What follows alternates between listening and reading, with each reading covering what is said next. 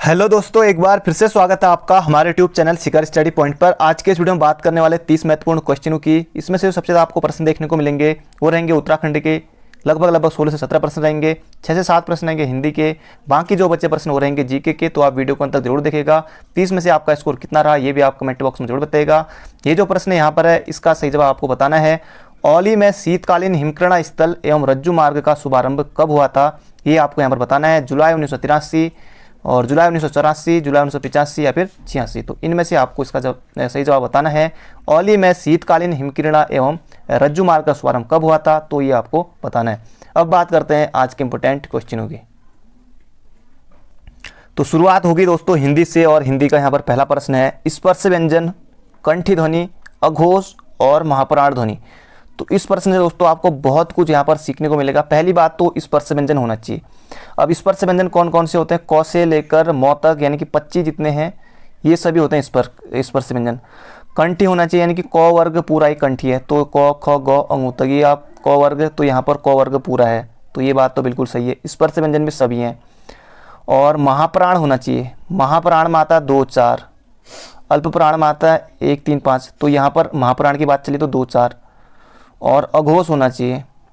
तो शुरुआत के दोस्तों अघोष होते हैं 1 2 3। तो इनमें से बताना है। अब बाकी उत्तर इसका निकलेगा कैसे निकलेगा? पहली बात स्पर्श व्यंजन होना चाहिए, स्पर्श व्यंजन सभी है, नहीं निकला। कंठी ध्वनि, कंठी भी सभी है। महाप्राण होना चाहिए, क और गौ महाप्राण नहीं है। 2 ऑप्शन हमारे कट गए यहाँ पर।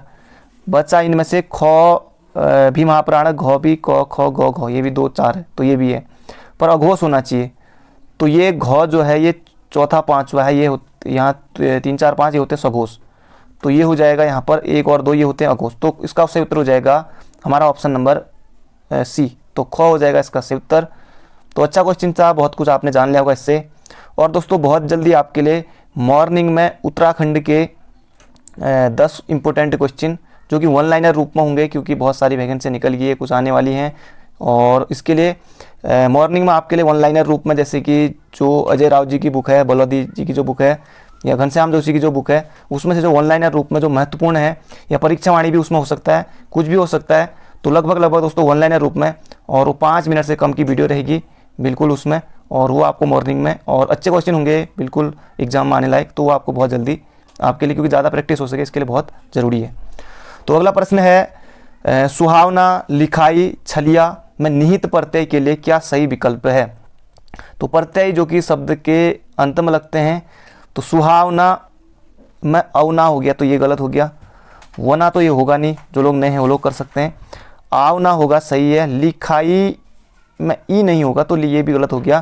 तो इसका सही उत्तर हो जाएगा ऑप्शन नंबर डी। सुहावना में आवना प्रत्यय है, लिखाई में आई है, लिखावट में आवट है, छलिया में इया है। तो ये हो जाएगा हमारा ऑप्शन नंबर डी बिल्कुल सही उत्तर। अगला प्रश्न है निम्नलिखित में से किस वाक्य में अकर्मक क्रिया है? अकर्मक यानी कि कर्म की आवश्यकता यहाँ पर नहीं। तो श्याम निबंध लिखता है, क्या लिखता है? श्याम निबंध लिखता है, सकर्मक है। मैं गेहूं पिसवाता हूँ, तो गेहूं पिसवाता हूँ तो ये सकर्मक हो जाएगा। राम मोहन को रुला रहा है, तो ये भी सकर्मक हो जाएगा। बाकी पानी बरस रहा है, वैसे बारिश भी हुई है, कल से बंद नहीं हो रही तो पानी बरस रहा है, तो ये पानी बरस रहा हो जाएगा, ये हो जाएगा हमारा अकर्मक वाक्य। तो ऑप्शन नंबर ए हो जाएगा हमारा बिल्कुल सही उत्तर। अगला प्रश्न है बिसिक किस शब्द का पर्यायवाची है? तो एक क्वेश्चन और यही एग्जाम में माना आ गया है। कोई भी परीक्षा वाली जो पर्यायवाची है कुछ भी आ सकता है, तो ये आपको यहाँ पर बताना है। तो बिसिक हो जाएगा सरोवर, तो खैर तालाब का हो जाएगा। और बूदलक है तरु पेड़, तो बिसिक हो जाएगा बाण का। तो ऑप्शन नंबर बी हो जाएगा हमारा बिल्कुल सही उत्तर। बाकी आप ऑप्शन से भी लगा सकते हैं। तो बिसिक पर्यायवाची हो जाएगा ये बाण का, ऑप्शन नंबर बी। अगला क्वेश्चन है, ये और एग्जाम में पूछा गया था और यूपीएससी भी एक बार पूछ चुका है प्रश्न को। द्रौपदी का चीर, द्रौपदी का चीर का अर्थ है। ये पहले दोस्तों जो यूपी SSC जो कराता है, यूपी की जो परीक्षा होती है उसमें ग्राम विकास अधिकारी में 2016 में आया था। फिर उसके बाद शायद 2018 में यूपीएससी ने इसको अपने एग्जाम में पूछ लिया। तो द्रौपदी का चीर का अर्थ सुंदर स्त्री, तो ऐसा नहीं। शर्मनाक कार्य, नारी का अपमान करना, तो पर इससे जो सटीक उत्तर होगा कभी न समाप्त होना। द्रौपदी का चीर होगा इसका सही उत्तर, कभी न समाप्त होना। तो ऑप्शन नंबर सी हो जाएगा हमारा बिल्कुल सही उत्तर। अगला प्रश्न है छायावाद के प्रवर्तक का नाम है। तो छायावाद का प्रवर्तक का नाम है यहाँ पर आपको बताना है। श्रीधर पाठक नहीं, मुकुटधर, सुमित्रानंद। इसका सही उत्तर हो जाएगा जयशंकर प्रसाद, छायावाद के प्रवर्तक। तो इनको माना जाता है छायावाद, जैसे यहाँ पर दो तो दिए हुए हैं, जैसे जयशंकर प्रसाद, सुमित्रानंदन पंत, निराला, महादेवी, 4 प्रमुख स्तंभ। तो इसका सही उत्तर हो जाएगा छायावाद के प्रवर्तक जयशंकर प्रसाद। अगला प्रश्न है, निम्नलिखित में से शुद्ध वर्तनी वाला शब्द कौन सा है? तो ये भी किसी आरओ एग्जाम में पूछ लिया गया था पहले, और फर्स्ट गार्ड में सीधे सीधे ये क्वेश्चन आया था। तो शुद्ध वर्तनी आपको बतानी है, दोनों न और जो तो है, जैसे उज्ज्वल में होता है जो ये दोनों आधे होते हैं उज्ज्वल में इस तरह से, तो यहाँ पर भी जो अंत्याक्षरी है ये दोनों यहाँ पर न और तो दोनों आधे होंगे, तो बाकी किसी में मिल नहीं रहे। तो इसका सूत्र हो जाएगा हमारा ऑप्शन नंबर बी, अंताक्षरी। तो दोस्तों ये हिंदी के 7 प्रश्न पूरे हुए। अब यहाँ से उत्तराखंड शुरू हो गई है। उत्तराखंड का अपना पंचायती राज अधिनियम कब लागू हुआ? अगर माना यहाँ पर 2008 भी ऑप्शन रहता, 2019 भी रहता, 2019 तो खैर दूर होगा, लेकिन 2008 रहता तो तब बहुत से जो हैं 2008 की तरफ जा सकते थे, या कई लोगों ने सोचा भी होगा, जो नए होंगे। इसका सही उत्तर हो जाएगा उत्तराखंड का अपना पंचायती राज जो अधिनियम लागू हुआ तो 4 अप्रैल 2016 को। तो ऑप्शन नंबर सी हो जाएगा हमारा बिल्कुल सही उत्तर। और ये विधानसभा में पेश किया गया था 17 मार्च 2016 के समय, उस समय, और उस समय ये उत्तराखंड का अपना पंचायती राज 4 अप्रैल 2016 को। बाकी फिर 2019 में इसमें संशोधन भी हुआ था, जून के समय, 2019 में, जून 2019 में इसमें संशोधन भी हुआ था। अगला प्रश्न है, उत्तराखंड गठन हेतु उत्तर प्रदेश विधानसभा में कब पर्चे फेंके गए? तो ये यहाँ पर आपको बताना है, उत्तराखंड गठन हेतु उत्तर प्रदेश विधानसभा में कब पर्चे फेंके गए? तो इसका सही उत्तर हो जाएगा 19 अगस्त तो है, पर 19 अगस्त तो हो जाएगा 1994 को। तो ऑप्शन नंबर ए हो जाएगा हमारा बिल्कुल सही उत्तर। उत्तराखंड गठन हेतु उत्तर प्रदेश विधानसभा में 19 अगस्त 1994 को पर्चे फेंके गए थे। अगला क्वेश्चन है, पलेठी सूर्य मंदिर कहाँ स्थित है? हिंडोला खाल, देवप्रयाग टिहरी में है, ये देवप्रयाग टिहरी में है। और किस घाटी में प्रवेश करना होता है? नंदाकिनी घाटी दूर हो गया थोड़ा, चमोली, पिंडर घाटी ये भी दूर है, मंदाकिनी घाटी ये भी दूर है। तो इसका क्षेत्र हो जाएगा, क्योंकि देवप्रयाग के आसपास है, देवप्रयाग में आपको पता है कि भागीरथी भी मिलती है, तो ये भागीरथी हो जाएगा, भागीरथी घाटी में प्रवेश करना। बाकी जो पलेठी सूर्य मंदिर है वो लुलेला गुरेला घाटी में स्थित है। इसका क्षेत्र हो जाएगा ऑप्शन नंबर ए। अगला प्रश्न है, कालिदास की किस रचना में अभिज्ञान शाकुंतलम से किस क्षेत्र की जानकारी मिलती है? तो जानकारी नहीं मिलती, जानकारी होना चाहिए यहाँ पर, तो ये आपको बताना है। बाकी जो कालिदास की अभिज्ञान शाकुंतलम रचना है, कड़वाश्रम जो कि पौड़ी में यहाँ रचना की गई थी, तो इसका सही उत्तर हो जाएगा पांचाल प्रदेश। पांचाल प्रदेश कालिदास की रचना अभिज्ञान शाकुंतलम में पांचाल प्रदेश की जानकारी मिलती है। अगला प्रश्न है, भोटिया लोगों में प्रसिद्ध, अच्छा पौड़ा नृत्य भोटिया लोगों में प्रसिद्ध है। पहली बात तो ये प्रश्न आपको याद रखना है कि पौड़ा नृत्य किस जनजाति में प्रचलित है, ये भी एग्जाम बन सकता है, तो भोटिया में। और यह नृत्य कब किया जाता है? मौसम प्रवास के समय, यानी कि भोटिया जैसे शीतकालीन आवास, ग्रीष्मकालीन आवास, और विवाह के समय या विवाह के बाद, विवाह के समय या फिर त्योहारों के समय। तो पौड़ा नृत्य जो हो जाएगा ये विवाह के बाद तो नहीं, विवाह के समय। तो ऑप्शन नंबर बी हो जाएगा हमारा बिल्कुल सही उत्तर। पौड़ा नृत्य विवाह के समय किया जाता है, और ये हाथ में रुमाल लेकर किया जाता है। इस तरह का भी है, इसमें हाथ में रुमाल लेकर किया जाता है भोटिया जनजाति में विवाह के समय। और भोटिया लोग जैसे विवाह की रस्म को नहीं, जो सगाई की रस्म है, जैसे थारू में है, जैसे सगाई की रस्म को कहते हैं थारू में अपना पराया, अपना पराया कहते हैं थारू में, अपना पराया जो सगाई की रस्म होती है। और भोटिया में जो कहते हैं, जो इनकी जो सगाई की रस्म होती है वो कहते हैं थौची। तो ये भी आपको याद रखना, तो ये भी बन सकता है प्रश्न। तो इसका क्षेत्र हो जाएगा विवाह के समय पौड़ा नृत्य और भोटिया जनजाति में प्रचलित है, कई बार इस तरह से भी आ सकता है। अगला क्वेश्चन है, फतेह शाह का उत्तराधिकारी था? बलभद्र शाह तो 43वें शासक थे, पहले थे, पहले शासक जिन्होंने अपने नाम के आगे जो शाह लगाया है, तो ये तो बलभद्र शाह होंगे नहीं। अनंत शाह, विजय शाह, बाकी आपने उपेंद्र शाह का नाम जरूर सुना होगा। उसके बाद लगभग बहुत कम की 1 साल के लिए लगभग ये लगभग की गद्दी पर बैठे थे। तो फतेह शाह के उत्तराधिकारी ये हो जाएंगे Upendra Shah, option number C. बाकी फिर उसके बाद जैसे उपेंद्र शाह के बाद जैसे प्रदीप शाह, उसके बाद आए प्रदीप शाह, और फिर प्रदीप शाह के बाद आगे को जैसे ललित शाह, फिर जयकृत शाह, इस तरह से। तो इसका क्षेत्र हो जाएगा फतेह शाह, उपेंद्र शाह, फतेह शाह का उत्तराधिकारी उपेंद्र शाह। अगला क्वेश्चन है, पुस्तक गढ़वाल जाति प्रकाश के रचयिता हैं? तो ये यहाँ पर आपको बताना है। जैसे हरिकृष्ण रतुड़िया आपके मन में सीधे आना चाहिए यहाँ पर, गढ़वाल का इतिहास। और सूरवीर सिंह से जो है सांवरी ग्रंथ, सांवरी ग्रंथ, सूरवीर सिंह से याद आया, सांवरी ग्रंथ ये इनका है। बाकी हरिकृष्ण तुड़ी तो बता ही दिया है। तो गढ़वाल जाति प्रकाश ये हो जाएगा ऑप्शन नंबर बी, बाल कृष्ण शांति भट्ट। तो ऑप्शन नंबर बी हो जाएगा इसका सही उत्तर, गढ़वाल जाति प्रकाश बाल कृष्ण शांति भट्ट। अगला है राष्ट्र रक्षा काव्य के लेखक। तो अभी यहाँ पर हरिकृष्ण तुरी गढ़वाल का इतिहास, मदन चंद्र भट्ट हिमालय का इतिहास, बाकी शैलेश मैटानी के बारे में बहुत कुछ है, कबूतर खाना, छोटे छोटे पक्षी, बोरीवली से बोरीवंदर तक, एक सड़क 57 गलियां, बहुत सारे उपन्यास हैं इनके। और इसका सूत्र हो जाएगा राष्ट्र रक्षा काव्य। तो शिव प्रसाद डबराल, उत्तराखंड का इतिहास भी इनका और ये भी। तो राष्ट्र रक्षा काव्य शिव प्रसाद डबराल। अगला क्वेश्चन है निम्नलिखित में से कौन सा ताल नंदा देवी मंदिर के निकट स्थित है। तो ऑप्शन से आपको जाना है, सुरवदी ताल, चौराबाड़ी ताल, ये सब तो रुद्रप्रयाग में, लिंगा ताल जरूर चमोली में, भैंक ताल ये भी चमोली, और भैंकल ताल रुद्रप्रयाग में, लिंगा ताल ये भी चमोली। तो बेनी ताल हो जाएगा इसका सही उत्तर, नंदा देवी मंदिर के निकट बेनी ताल, ऑप्शन नंबर सी। अगला क्वेश्चन है भारतीय सैन्य अकादमी ने कार्य करना प्रारंभ किया था। भारतीय सैन्य अकादमी IMA ने कार्य करना प्रारंभ किया था। तो ऑप्शन भी यहाँ पर देखिए, तो इसका सही उत्तर हो जाएगा 1 अक्टूबर 1932 से।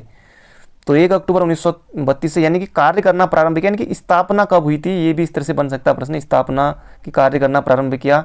और कुछ लोगों के मन में सवाल आ रहा होगा कि जैसे उन्होंने 10 दिसंबर 1932 भी पढ़ा होगा कहीं पर, तो 10 दिसंबर 1932 को भी इसका उद्घाटन हुआ था औपचारिक रूप से। तो ऑप्शन तो है नहीं 10 दिसंबर 1932, बाकी 1 अक्टूबर 1932 है, तो पहले का ही है और 1 अक्टूबर 1932 हो जाएगा। और स्थापना की थी इसकी फिलिप चैटवुड के द्वारा स्थापना की थी। और 1 अक्टूबर 1932 कहाँ स्थित है, तो आपको भली बात ही बताए दे रहा हूँ। अगला क्वेश्चन है यहाँ पर कंप्यूटर का, और 6 क्वेश्चन अभी और बचे हैं, इंपॉर्टेंट क्वेश्चन है अभी उत्तराखंड के। अगला, कंप्यूटर नेटवर्क में संपर्क तोड़ने की प्रक्रिया कहलाती है। तो उपरोक्त तो सभी तो करना नहीं है, साइड आउटसाइड ये तो कुछ होता नहीं। लॉग आउट आपने जरूर सुना होगा, देखा कुछ भी चीज़ आप करते हैं तो लॉग आउट के बारे में आपको भली बात ही पता, ऑप्शन नंबर ए हो जाएगा इसका सही उत्तर। अगला प्रश्न है निम्नलिखित में से किसे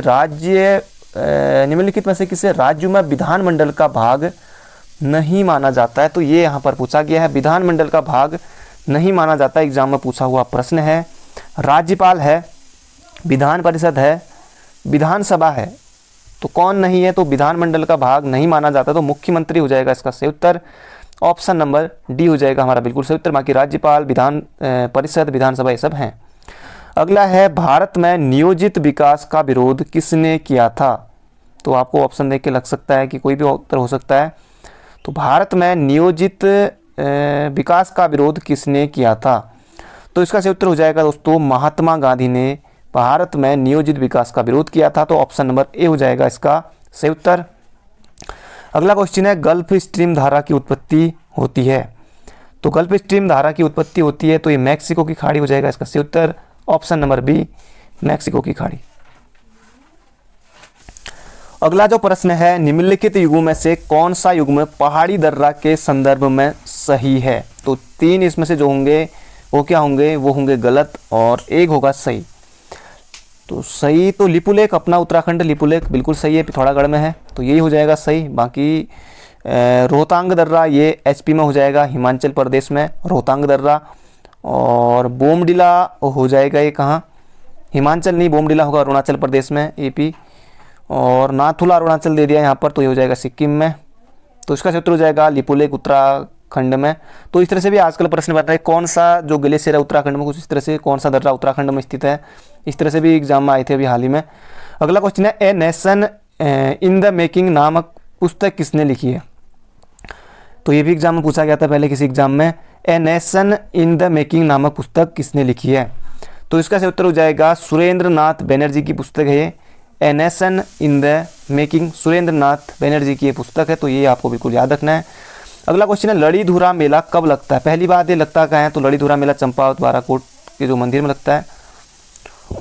और एक कब लगता है ये यहाँ पर पूछा है, बसंत पंचमी, नाग पंचमी, मकर नहीं, खैर मकर संक्रांति के लिए जो प्रसिद्ध है वो तो जो बागेश्वर का जो मेला है उत्तरायणी वाला, ये तो ये हो जाएगा इसका सही उत्तर लड़ीधुरा। एक कार्तिक पूर्णिमा को लगता है, इस समय डोला ये सब उठता है इस दिन, तो ये हो जाएगा कार्तिक पूर्णिमा को, ऑप्शन नंबर ए। अगला है उत्तराखंड में हवाई एम्बुलेंस सेवा किन 2 नगरों के बीच प्रारंभ की गई थी। तो एम्बुलेंस के लिए जो हवाई सेवा शुरू की गई थी किन दो नगरों के बीच शुरू की गई थी, ये यहाँ पर पूछा है। तो इसका सही उत्तर हो जाएगा देहरादून तो है, पर देहरादून के साथ हरिद्वार रुड़की नहीं, जिससे सभी में देहरादून है, तो ये हो जाएगा देहरादून और दिल्ली। तो ऑप्शन नंबर डी हो जाएगा इसका सही उत्तर। उत्तराखंड में हवाई एम्बुलेंस सेवा देहरादून और दिल्ली के बीच यहाँ को जो शुरू तो की गई थी, इसका सही उत्तर ऑप्शन नंबर डी। अगला क्वेश्चन है अरुण जखमोला का संबंध किस खेल से है। तो ये किसी एग्जाम में पूछा गया था। तो अरुण जखमोला यहाँ पर कहीं साइक में आया था। अरुण जखमोला का संबंध किस खेल से है, तो वॉलीबॉल हो जाएगा इसका सही उत्तर option number D. Arun Jakhmola का संबंध है वॉलीबॉल से। अगला क्वेश्चन है उत्तराखंड डी शर्मा को जाना जाता है। डी शर्मा को जाना जाता है, इनकी आप बुक भी पढ़ते होंगे, डी शर्मा की बुक। और डी शर्मा को जाना जाता है, ये यहाँ पर पूछा गया है। तो हिमालयी वनस्पतियों के विशेषज्ञ के तौर पर या फिर हिमालयी बोलियों के विशेषज्ञ के तौर पर, तो ये इसका सही उत्तर हो जाएगा हिमालयी बोलियों के विशेषज्ञ के तौर पर डी शर्मा को जाना जाता है। इन्होंने बहुत सारी पुस्तकें भी लिखी हैं, और एक पुस्तक है जैसे कि हिमालय का खस, ये भी एग्जाम में आया होता, हिमालय के खस। तो इसका सही उत्तर हो जाएगा डी शर्मा को जाना जाता है हिमालयी बोलियों के विशेषज्ञ के तौर पर। अगला प्रश्न है, ये प्रश्न भी आपको यहाँ पर लंबा चौड़ा दिख रहा होगा, बिल्कुल परीक्षा में आपको मिल जाएगा ये। उत्तराखंड के किस वैज्ञानिक को, बाकी वैज्ञानिक तो यहीं पर हैं, ये सभी लगभग लग रहे हैं, Indian society of genetics plant and breeding द्वारा doctor Harbhajan Singh memorial award से सम्मानित किया गया था। तो किसके द्वारा, Indian society of genetics and plant breeding के द्वारा हरभजन सिंह मेमोरियल अवार्ड से सम्मानित किया गया था। तो इसका सही उत्तर हो जाएगा डॉक्टर भैरवदत्त जोशी। डॉक्टर भैरवदत्त जोशी। तो ऑप्शन नंबर सी हो जाएगा इसका सही उत्तर। दीवान सिंह भाकुनी औषधि वैज्ञानिक हैं, ये भी वीडियो पिछली बार 2018 में आया प्रश्न है और परीक्षा वाणी में आसानी से मिल जाएगा। इसका सही उत्तर हो जाएगा भैरवदत्त जोशी। अगला प्रश्न है आज का हमारा दोस्तों आखिरी क्वेश्चन, और बहुत जल्दी आपके लिए या फिर कल से या 1-2 दिन बाद से ही 10 क्वेश्चन मॉर्निंग में वन लाइनर के रूप में किसी भी बुक से जो कि इंपॉर्टेंट होंगे एग्जाम की दृष्टि से, वो मैं आपके लिए लेके आऊँगा। उत्तराखंड की जनजाति भाषा जौनसारी की लिपि है, यानी कि जो जौनसारी की लिपि आपको यहाँ पर बताना है। उत्तराखंड की जनजाति भाषा जौनसारी की लिपि आपको यहाँ पर बताना है। जैसे हिंदी की देवनागरी आपके मन में, अंग्रेजी की रोमन, इस तरह से आपके मन में आया एण और वाणा, बाकी आपके मन में कुछ जो अलग ऑप्शन देखिए, बाकी आड़ आए तो आप हटा ही सकते हैं, एण ये सब, तो बागोई हो जाएगा इसका सही उत्तर। आपने बिल्कुल सही सोचा। ऑप्शन देख के भी कुछ क्वेश्चन ऐसे भी होते दोस्तों, आप ऑप्शन देख के भी आप कर सकते हैं, भले ही आपने पढ़ा हो ना पढ़ा हो। तो उत्तराखंड की जनजाति भाषा जौनसारी की लिपि हो जाएगी बागोई, तो ऑप्शन नंबर सी हो जाएगा हमारा बिल्कुल सही उत्तर। दोस्तों अभी तक आपने वीडियो को लाइक नहीं किया तो लाइक जरूर कर दीजिए, जाते जाते वीडियो खत्म होगी तो शेयर भी जरूर कर दीजिए, अगर दूसरी देख रहे तो ठीक है। और बाकी बहुत सारे हर रोज़ हमारी सीरीज आती है और बहुत सारी वीडियो पहले से अपलोड हैं, प्लेलिस्ट में जाकर आप आसानी से देख सकते हैं। तो मिलेंगे कल को बहुत जल्दी एक नई वीडियो में। तो thank you friend, thank you so much, अपना ध्यान रखिएगा।